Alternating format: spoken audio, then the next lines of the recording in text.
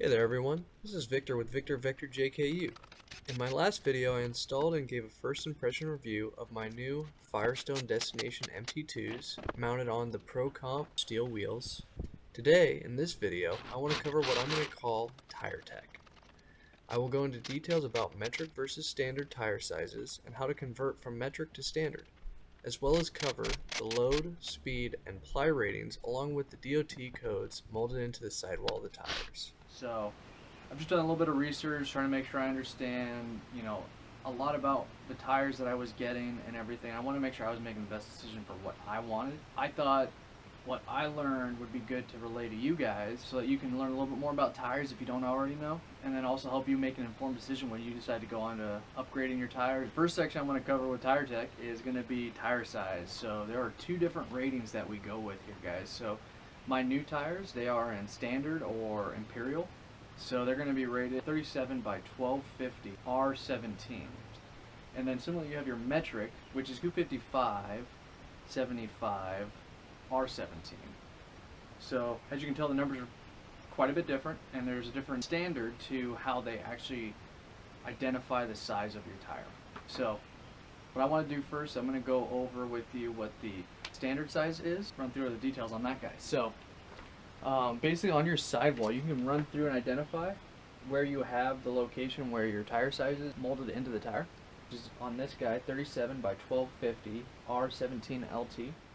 So basically the 37 is going to represent your tire diameter or height. Then the second number is going to be your section width, which is going to be sidewall to sidewall, not your tread width. And that's one thing that I think a lot of people make a mistake, and I have been prone to making a mistake as well.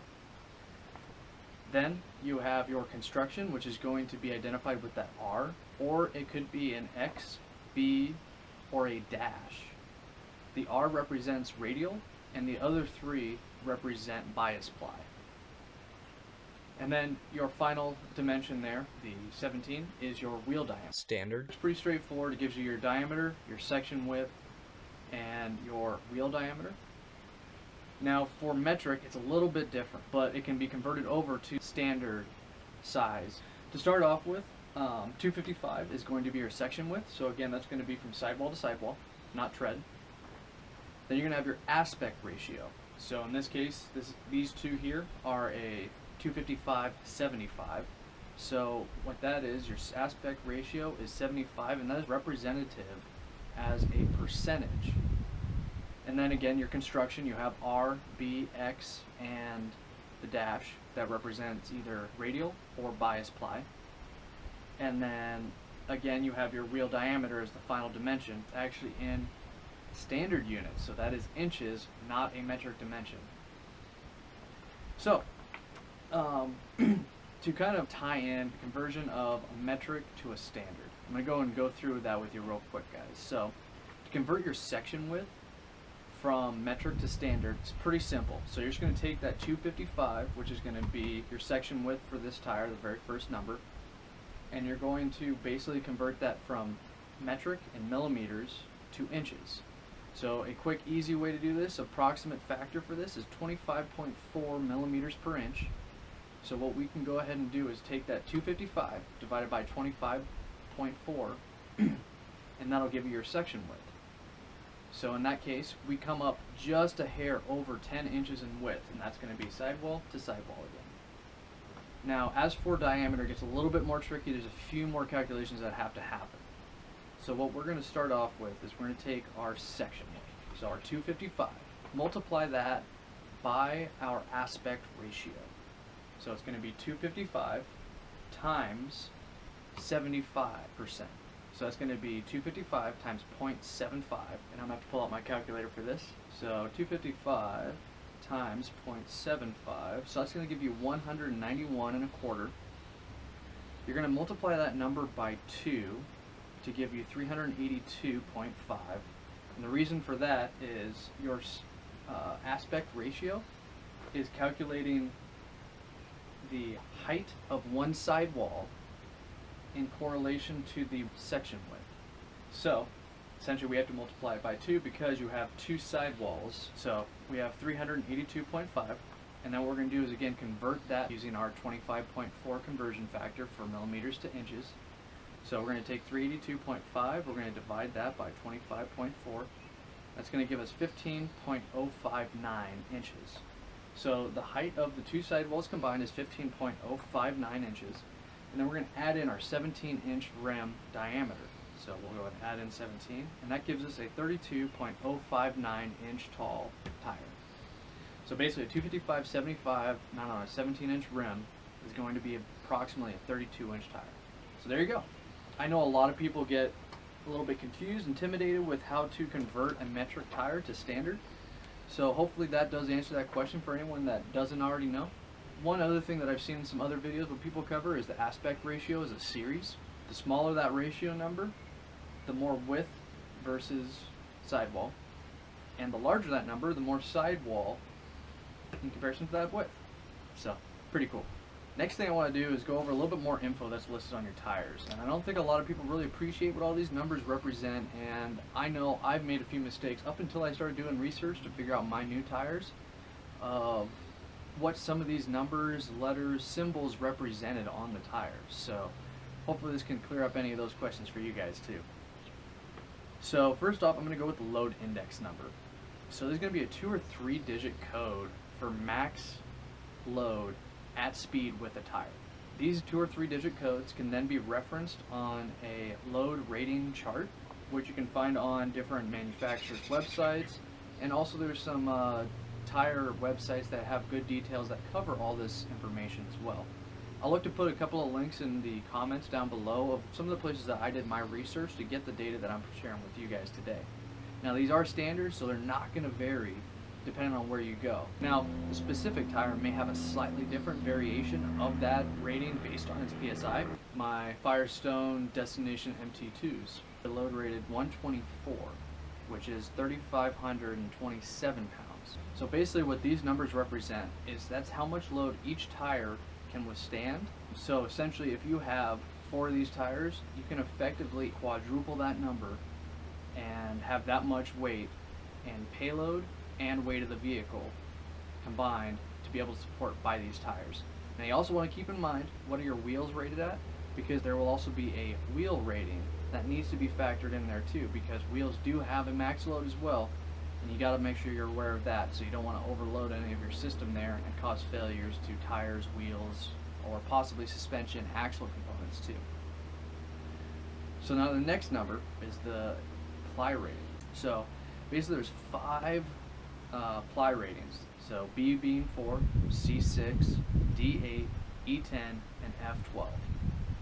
So if you look on the sidewall, there's actually a location here that is going to identify your tread plies and your sidewall plies. Over to my load rated D. This one is a true 8-ply tread, which is broken up into 2 steel, 3 polyester, and 2 nylon.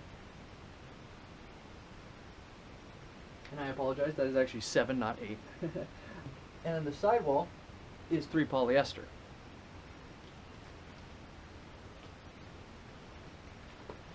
And so that being a load rated D tire, having 7 plies, again exceeding the C rating at 6, makes it the 8 ply D rated tire.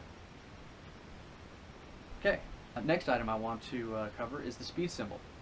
So there's a single letter representing the max speed. This typically comes right after your load index value, and we have a Q on the destination, the Firestone. Now, I forgot to print off what those values are, but basically those are the max speeds that you want to achieve. So then the last piece of information that I want to cover with you on the tire, and there are a few others that I'm just choosing not to get into details of. Now, there's a lot of good websites that get out there and really tell you all the details about these tires. I suggest you guys go and look at those, do some research on your own too. Use this just as a quick reference and get the info that you need for your tire buying decisions.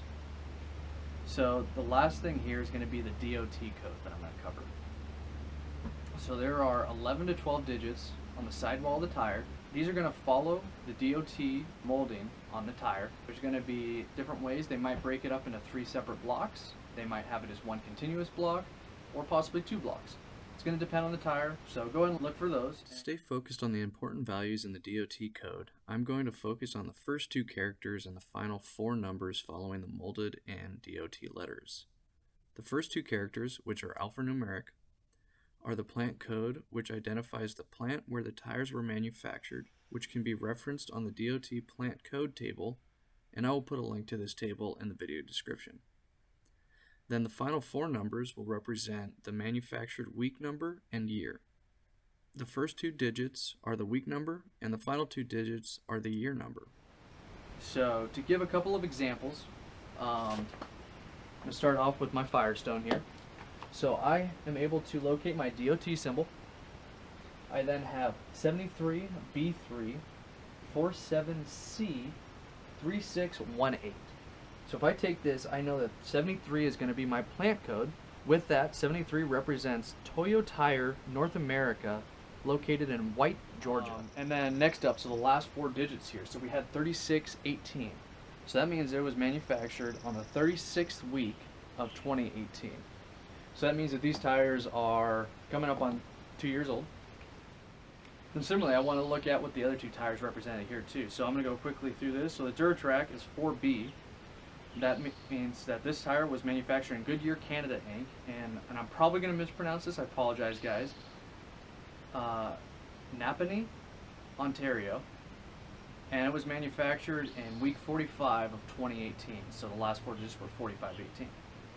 And then for the BFGKM, this guy was manufactured in Uniroyal Goodrich Tire Manufacturing in Tuscaloosa, Alabama. So again, another American-made tire. And this was, the last 4-digit code was 2915. So that means this was manufactured in the 29th week of 2015. So that covers mainly all the manufacturer OEM details just from reading the sidewall. So it's kind of cool. There's a little bit, some information I'm sure some people don't know about. And I like to geek out on this stuff. I'm an engineer. I like to learn about these things and really know about the products and specifications of the stuff that I'm putting into my vehicle. So it's kind of cool to learn a little bit about that stuff. Hope you guys enjoy that too. Now, I want to go into a little bit more additional detail here with you guys. So there's some stuff that I want to know personally, different from what they list on the manufacturer website for a tire. I wanted to verify what is my true mounted tire height or diameter of the tire on the wheel. So what I did was I took a straight edge, such as this.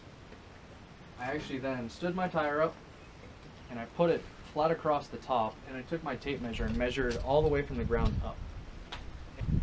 And I determined that my tire height was actually 36 and a half, so 0.3 inches shorter than what the manufacturer OEM states.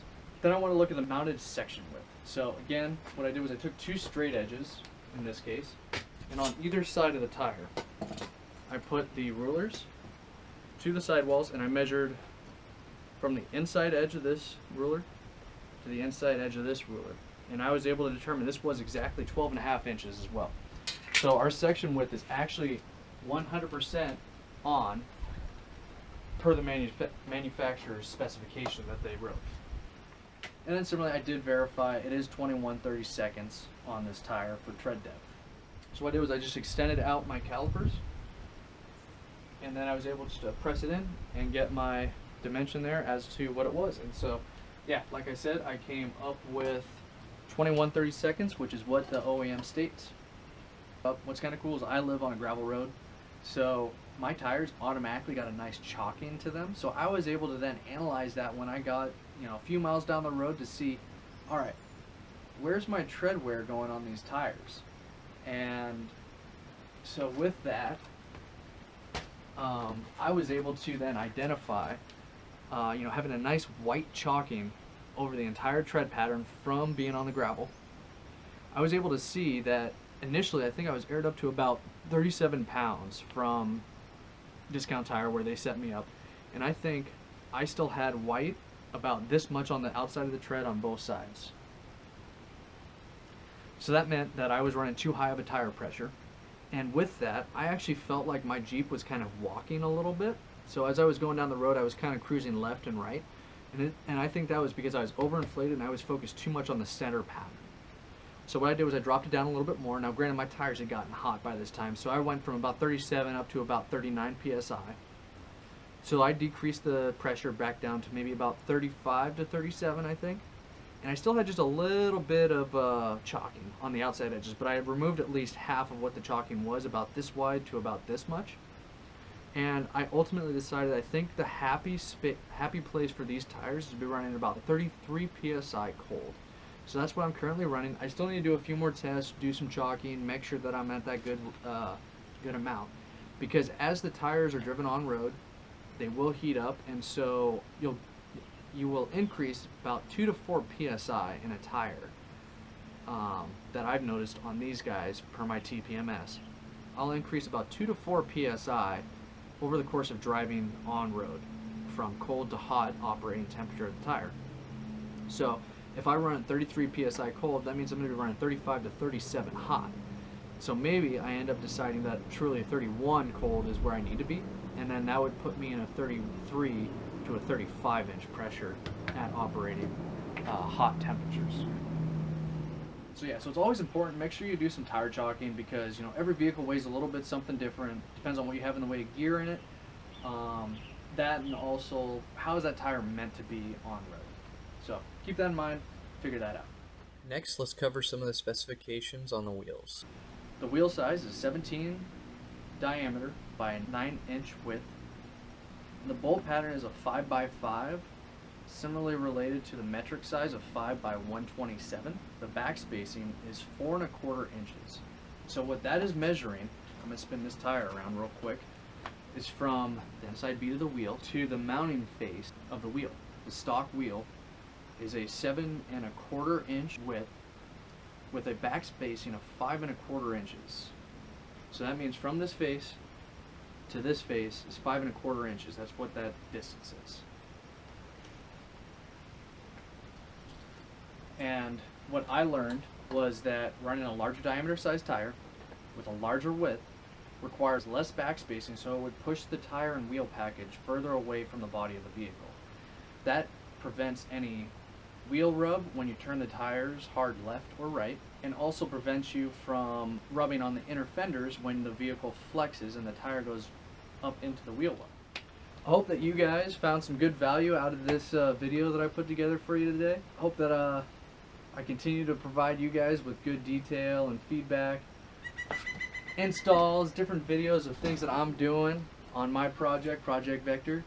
If you guys did enjoy this video today, definitely hit that like button for me. And if you're enjoying the content that I'm putting out there, subscribe and sign up for notifications. That way you guys know when I'm launching my next video. We are VictorVectorJKU, and we're taking on this build and the trails with both direction and magnitude.